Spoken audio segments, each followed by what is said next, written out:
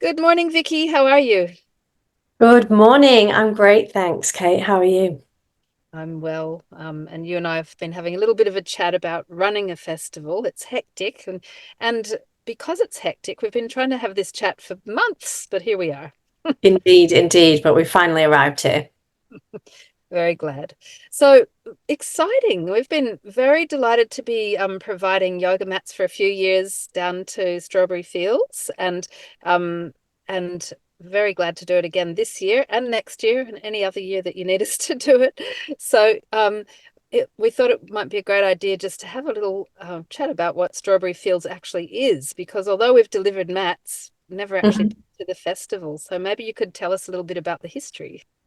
Yeah, so Strawberry Fields is a multi-day music, art, camping festival, and it's based in Tocumwal in New South Wales. So it's right on the border. It's on the beautiful Murray River. So we have probably the predominant number of our attendees are actually from Victoria because it's closer to Melbourne than it is Sydney. But we do have a mix of people coming from all across Australia and even internationally to come to Strawberry Fields. And this year is actually our 15-year anniversary. So we've been going 15 years, which is pretty amazing. And yeah, like I say, there's a mixture of live and electronic music. There's lots of workshops, so including yoga, but then also things like crafting and talks. There's also lots of art, so from murals to large installation art, and obviously the stages are like art. And then we've even got things like the bush bar, which is very unique to Strawberry. So people can sit in Epsom salt baths and look out onto the river and get massages and things like that. So it's a very all-encompassing festival. So most people might just call us a music festival, but there is so much more to it. And yeah, it did obviously start out as a music festival. It started out by the three founders who were friends, and they, yeah, started it as a party, and then it's just grown and grown ever since.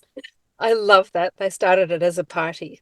Yeah, It's yeah. I mean, I well, think that's where a lot of festivals do begin. And then yeah, I just think as you grow, the festival evolves, and also the landscape of festivals is changing, and people are looking for so much more than just music. Of course, there are things like shows where you can just go and watch a band or a DJ or whatever it might be, but there's something very different about a multi-day camping festival where you're in the bush, the beautiful Australian bush, and yeah, I just think it unlocks a whole different part of you. And that's why I love festivals, and that's why I love working in the industry. yeah, well, that is a beautiful description of it. And I really, um, serendipity, hey? But Mhm. last night we sent down 20 yoga mats to Tokimau, actually. Um, Nice. little shout out for River Yoga being set up currently. It'll be beautiful. It's in Tokimau and it'll be using our LovEarth mats. But there you Oh, go. nice. Serendipity. I do like that. And also, like the whole concept of getting out bush, there couldn't be anything healthier and more Mhm. soothing and more grounding than being out bush and being in a hot bath. And then doing a yoga session and then doing a bit of arts and crafts and then going to listen to music. And I always feel like with all the festivals that I've ever been to that it's kind of like a it's where I hope we all get to, that life will become a bit of a festival, that we'll actually mature and evolve to the point where we all like each other and there's happy faces all around us and nobody's doing anything nasty anymore. Exactly. I think it's, yeah, for me, they are spaces and an opportunity for yourself and others to be free and to explore different things, whether that's about yourself, about the world, about how you might be able to do things differently. Like at Strawberry, sustainability has always been really important, hence why, if we can get pre-loved yoga mats, that's really great. And we're always trying to reuse, like reduce waste and recycle wherever we can. And for us, having a festival where that thread is consistent, it also helps us to educate, whether it's younger people or older people, whoever it might be, to make those more green or positive choices. And I think festivals provide that environment where you can test out these processes with people or introduce them to people because they're more open. They've forgotten about the everyday. They're not thinking about where they've got to be, what time necessarily. They're just kind of more flowing with life. And yeah, they expand themselves to different things. And I think that's the beauty and the value in festivals in culture and society. And I don't often think that's spoken about enough. I think they're seen as an outlet for people to release and to party, but I believe they actually foster so much more for us as a community, because I think a lot of people don't go out camping, or maybe don't have that sense of community in this modern world in the city, and festivals foster that. So I think it's a really important thing for people to experience these types of festivals, to learn more about themselves and the world and their friends and the people around them, you know?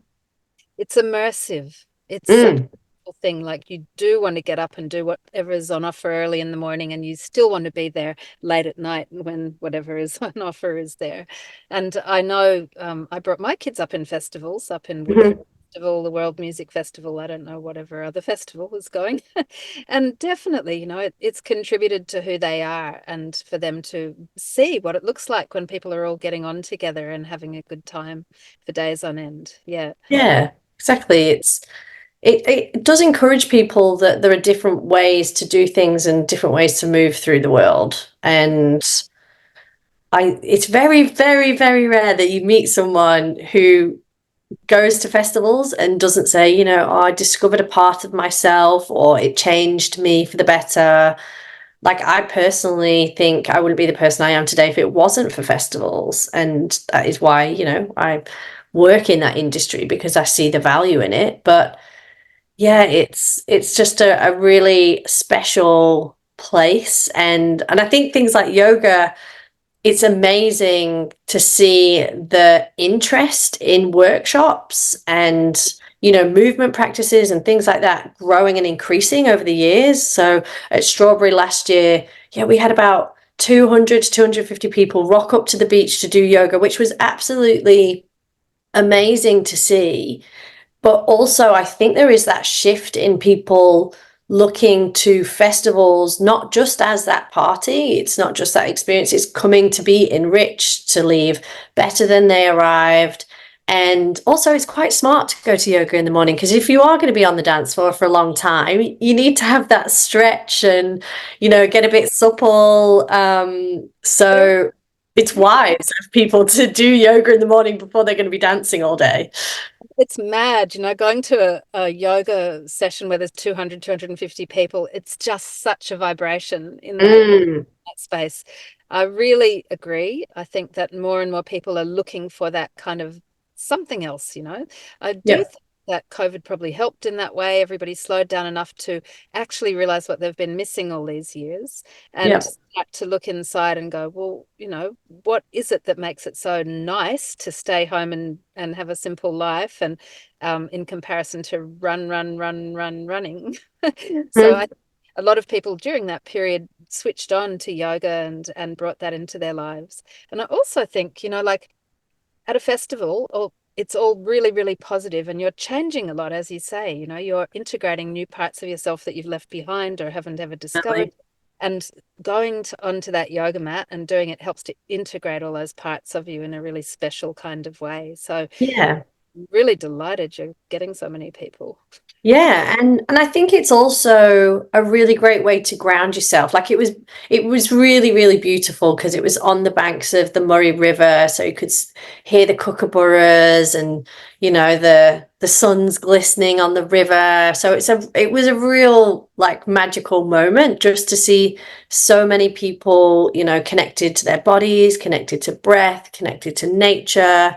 And I think, yeah, again, like, not everybody finds the time to do that in their everyday. And it's a great way to start the day. Start as you mean to go on, be grounded, connect to the beautiful Yorta Yorta land in which the festival's on. So yeah, hopefully we will see even more people arriving this year. And yeah, have just more on offer for people so that they can explore things. And I genuinely think there's people who probably turn up to those yoga sessions that maybe don't go to yoga in the city, and they see it as a bit more accessible. You know, I can sometimes see how if you're in the city and you've never been to a studio or a class before, that might be a bit more nerve-wracking to go to. Whereas if you're just wandering down to the beach and you see all these people, you're more inclined to be like, oh, okay, I can just squeeze in the back and have a go. So yeah, I think it makes things more accessible for people, which is a benefit. And I agree that I think COVID, yeah, probably reminded people that they need that sense of community and they want to be around people. And that's why we're seeing so many people flock back to festivals. Yeah. It's it's chalk and cheese doing yoga in a studio and doing it outside with kookaburras and rivers Mm. and because yoga means that in Sanskrit to connect. So it means to yoke, and that the yoking is between your mind and your body and your spirit and nature. And that's where, the natural part of it, being able to do yoga in that environment just gives so much more.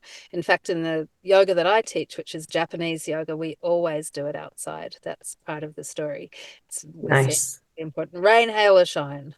Well, hopefully we won't have any rain, hail, and only shine at Strawberry. Yeah, hopefully not shine. That'll be good. And do you happen to know which teachers are teaching this year coming up? So we haven't confirmed yet. I have to say, we our workshop applications are open, and we all are always very spoiled for choice. We do often receive lots of yoga teachers, but we haven't gone out with confirmations yet, so I won't disclose anything. And applications still are open if people would like to apply. It's not a signed seal deal at the moment, and that those applications extend beyond yoga to other movement practices, and like I say, talks or crafting, or just whatever. Somebody's got a great idea and a gift to share with the world, we're all ears, because yeah, I think diversity is key to keep people interested. And yeah, it's good to provide people with lots of opportunities to explore different parts of themselves.